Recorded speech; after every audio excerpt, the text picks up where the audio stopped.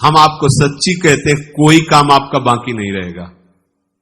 अभी से आप एक बात पकड़ लो, हृदय में बस अधिक से अधिक नाम जप करो, प्रभु की स्मृति, प्रभु की याद। नकल से ही सही, बिल्कुल भाव नहीं बनता, भजन का भी भाव नहीं, भगवान से भी कोई मतलब नहीं, लेकिन शुरू कर दो तुम, सारे काम तुम्हारे बन जाएंगे। ये मार्ग ऐसा है कि नकल करते करते असल हो जाता है। एक प्रसंग भी भागवत में आता है कि कुछ विनोदी राजाओं ने पौंड्रक से कहा कि तुम में तो बड़ा तेज दिखाई दे रहा है, हमें लग रहा है तुम भगवान का अवतार हो। तो हंसा वो, अच्छा अरे यार पक्का ये तो भगवान ही के अवतार है। वो बेचारा ऐसा मान बैठा कि वो वासुदेव का अवतार में। अब चार भुजाएं कहां से लाए वासुदेव सिद्ध करने के लिए, तो दो लगवा ली पीछे से,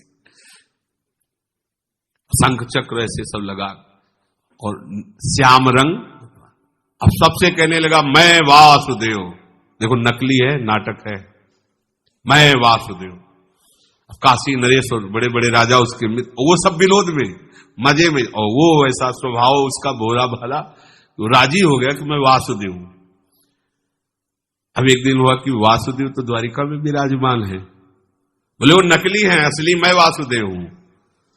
तो बोले फिर उनको इस बात का मजा चखाओ, तो नकली वासुदेव वहां बने बैठे पूज रहे हो, असली तुम हो, तुम्हारे पास कोई आ नहीं रहा, दूत भेजा।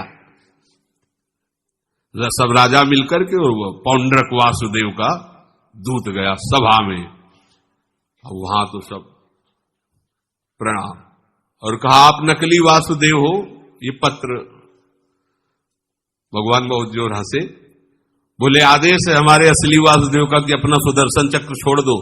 बोले हाँ पक्का छोड़ देंगे लेकिन उसके ऊपर छोड़ेंगे। जानते हो उसको कौन सा पद मिला? सारूप्य मोक्ष।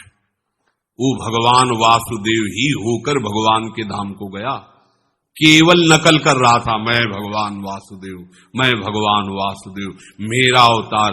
सुदर्शन जी के द्वारा उसका उद्धार हुआ और वो वासुदेव असली बल करके सारूप्य मोक्ष को प्राप्त, भगवान जैसा उसका रूप, और भगवान के धाम को गया। इस मार्ग की नकल भी असल हो जाती है।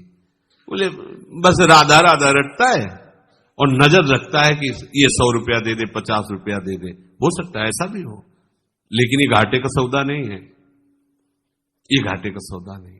राधा नाम की कीमत 100 रुपया 50 रुपया नहीं है। अच्छा वो जानता नहीं है तो जौहरी तो जानता है कि इसकी कीमत क्या है, राधा राधा राधा। और यहां के सबसे बड़े जौहरी हैं श्री कृष्ण। ये ब्रज 84 कोस भूमि उनकी पर्सनल घर है, उनका पर्सनल। अभी रास्ते में हरिराम व्यास जी के पदों, तो उसमें एक तिल भी ऐसी 84 कोस भूमि में नहीं है जो तुम्हें मोक्ष प्रदान न कर सके, एक तिल भी। धाम वृंदावन की तो बात जाने दो, 84 कोस भूमि में एक तिल भी ऐसी जगह नहीं कि यहां रहेंगे तो पता नहीं कल्याण होगा कि नहीं। 84 कोस भूमि ऐसी महामहिम है। तो विश्वास करो, अगर नकल से भी कहोगे राधा राधा राधा राधा राधा राधा, तो असल में उसका तुम्हें फल मिल जाएगा। यहां के मालिक प्रभु श्री कृष्ण योग योगेश्वर जो राधा नाम के प्रेमी हैं, आपको ऐसा फल देंगे कि निहाल हो जाओगे। बस अपना सारा कार्य करते हुए, देखो रसोई बना रहे हो या झाड़ू दे रहे हो, जल भर रहे हो या कोई भी कार्य कर रहे हो, क्या जाता है आपको नाम बोलने में? क्या जाता है? आप जल भर रहे हो या कोई भी सेवा कर, आप नाम बोलते रहिए।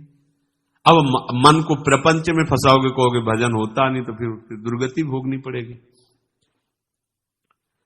अच्छा देखो, हम तुम्हें समय देते हैं, 5 मिनट से ज्यादा देरी मत करो।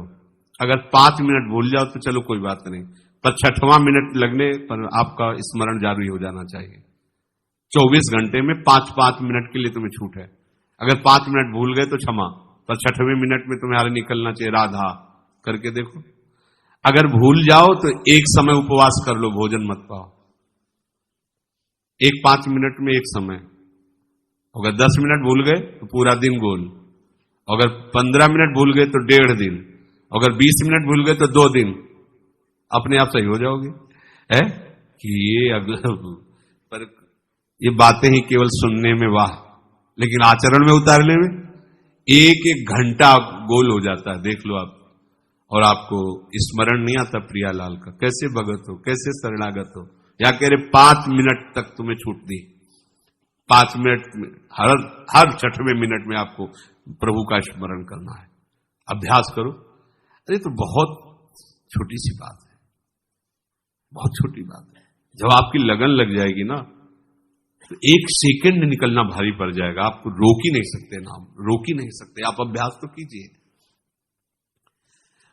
उपवास से मन डर जाएगा, पकड़ लेगा, पर वो ऐसा उपवास ले कि कूटू सिंघाड़ा के हलवा और वो भी सब, ये ऐसा उपवास नहीं बता रहे कि भाई नाम भूल गए तो अब शाम के रोटी सब्जी नहीं होगी और वो कूटू की पूड़ी होगी, सिंघाड़े का हलवा होगा और आलू कलरी हुई और थोड़ा मीठा दूध, तो ऐसे तो रोज छोड़ देंगे।